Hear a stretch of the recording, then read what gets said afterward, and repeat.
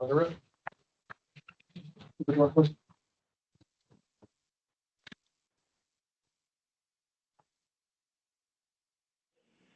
and it was like, they look at you like, they don't even think of that. New York State Racing, Pari-Mutual Wagering and Breeding Law, Section 102 provides that the New York State Gaming Commission shall consist of 7 members appointed by the governor, by and with the advice and consent of the Senate. 4 members confirmed by the New York State Senate are necessary to afford the commission an ability to establish a quorum and to undertake action. This present meeting of the commission is now called to order.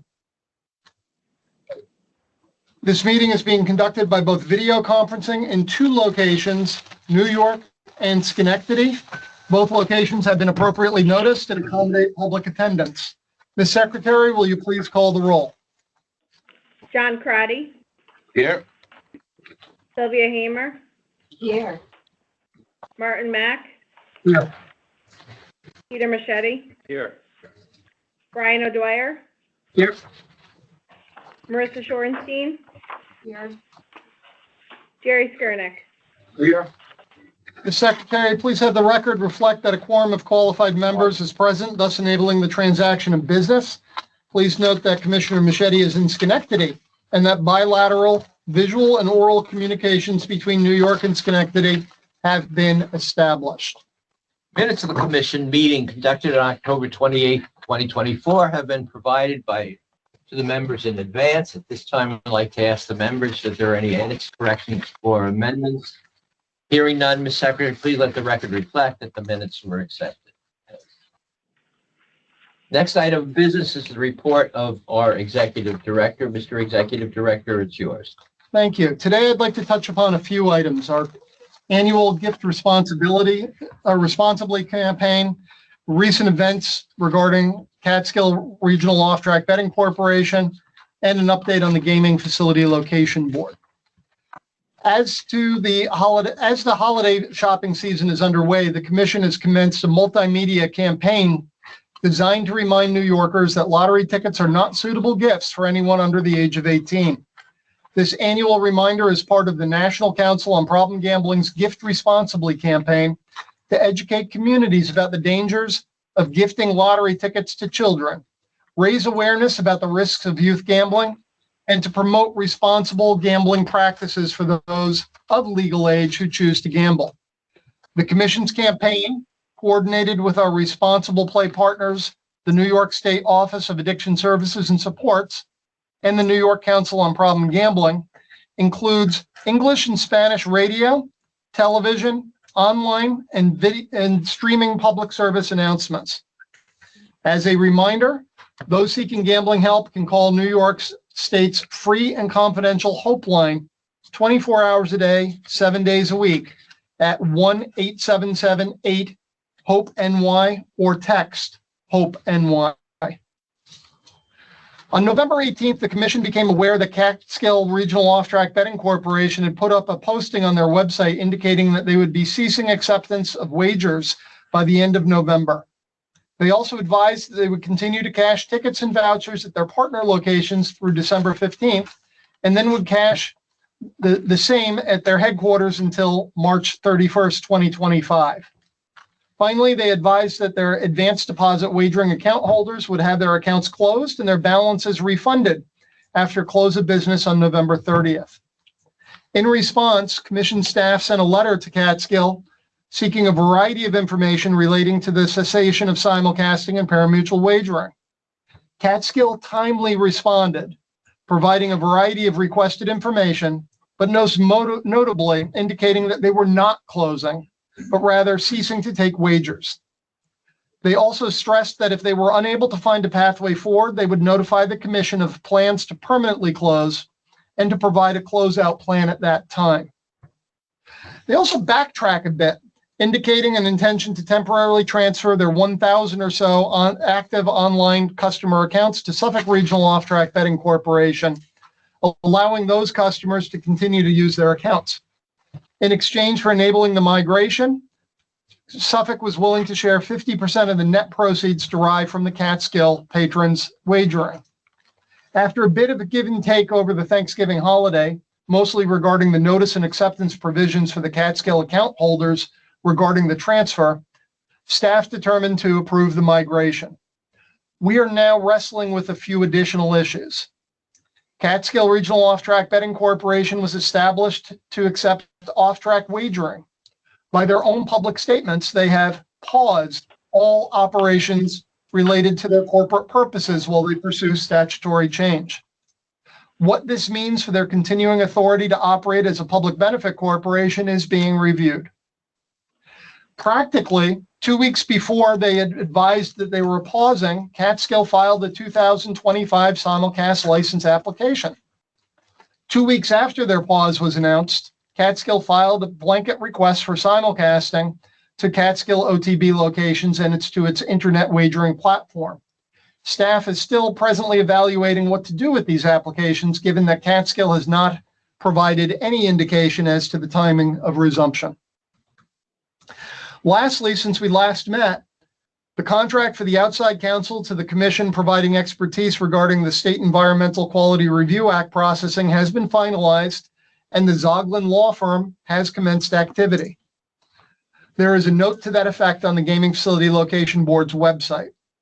Also, please note that the answers to round 2 questions will be posted this afternoon.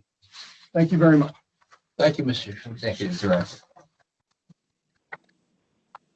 New York State Racing Parimutuel Wagering Breeding Law authorizes the Commission to promulgate rules and regulations that it deems necessary to carry out its responsibilities. To that regard, the Commission will from time to time promulgate rules and rule amendments pursuant to the State Administrative Procedure Act. Today, we have one rule for proposal consideration. For commission consideration is a change to Mega Millions, a multi-jurisdictional game in which players select 5 numbers from one set of balls and 1 number from a second set of balls. Mega Millions is governed by a consortium of member lotteries responsible for setting game rules and regulations and overseeing all operational and financial aspects of the game. In October this year, the governing consortium announced changes intended to start jackpots at a higher level and enable more rapid growth. This is to be accomplished by increasing the cost of a ticket from $2 to $5, counterbalanced by improving overall odds through decreasing the second set of numbers by 1 from 25 to 24.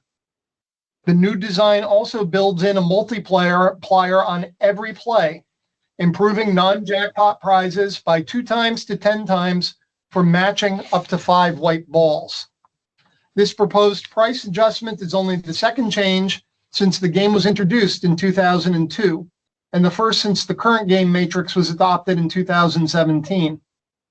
If the state fails to adopt rules implementing the new matrix, the division of the lottery would need to remove the Mega Millions game from its portfolio of offerings. The game has proven popular. Since New York joined Mega Millions Consortium in May of 2002, public education has received $3.8 billion. New York has also been lucky. Out of a total of 217 jackpot prizes since the game was established through the end of November, 244 individual tickets claimed the top prize.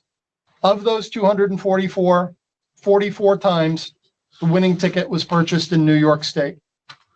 The proposed rules changes are intended to be effective nationwide on April 5th, 2025, with the first draw using the new matrix and prize structure occurring on Tuesday, April 8th, 2025.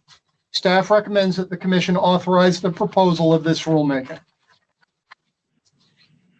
Commissioners, any questions on the proposal of amendments regarding a change to the Mega Million lottery game? Any comments? I just want to reiterate that this really is a situation where we either vote for this or we have to withdraw from Mega Millions, one way or the other. That's a decision that's made outside this commission, but it's been made. And I think I'm reluctantly voting for the measure. All right, may I have a motion to oppose that rule? So, second? Second. All those in favor? Aye. Opposed? The motion carries. Since I started here at the commission, I have requested we retain a special focus regarding trainer compliance with labor laws. To that end, we have worked to strengthen the relationship between the State Department of Labor and the Commission. Indeed, when I came, I found out that there were many, many rules and regulations in this commission, rightfully, about how we treated equine athletes, but really nothing about of the members of the racing public who were being treated. Put succinctly, if you employ someone, you must abide by the law, rule, and regulations that govern being an employer and being a licensee of this commission. Earlier this year, I raised concern with actions being taken in connections with the thoroughbred trainer Steve Asmussen stable, having engaged, as found by the United States District Court, in willful violations of such labor laws. I questioned whether Mr. Asmussen should continue to participate in New York racing, and after such a notice of post violation was issued and there was a hearing scheduled. Prior to that hearing being scheduled in mid-November, the commission, prior to the schedule, but after the meeting was scheduled, I'm sorry, but before any hearing on the matter, in mid-November, the commission and Mr. Asmussen entered into an agreement to ensure his stable abides by all labor laws. As part of the agreement, Mr. Asmussen must obtain a commission-selected monitor to report quarterly on compliance for such laws within the next 2 years, and must inform the commission of any additional labor law violations. Accordingly, the commission is seeking individuals and firms that are interested in undertaking the work as a monitor. We will be posting a solicitation notice on the commission website today under the news tab and encourage anyone interested to apply. For those interested, the Asmussen stipulation remains available on the commission's website. And I would urge all who are interested to apply. And the commission, I think I need do I need a motion to establish a committee on this? No, I think you can do it independently. Okay.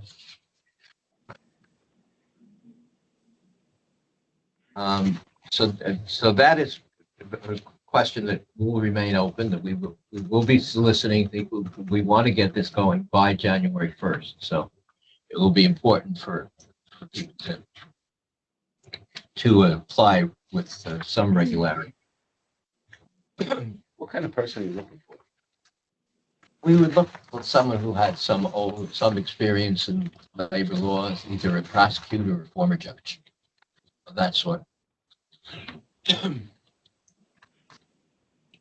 At the June meeting, I announced a call for volunteers to serve on a commission-established advisory board to assist in evaluating the proper use of monies received by the Thoroughbred Breeding Development Fund to be allocated for the care of retired horses.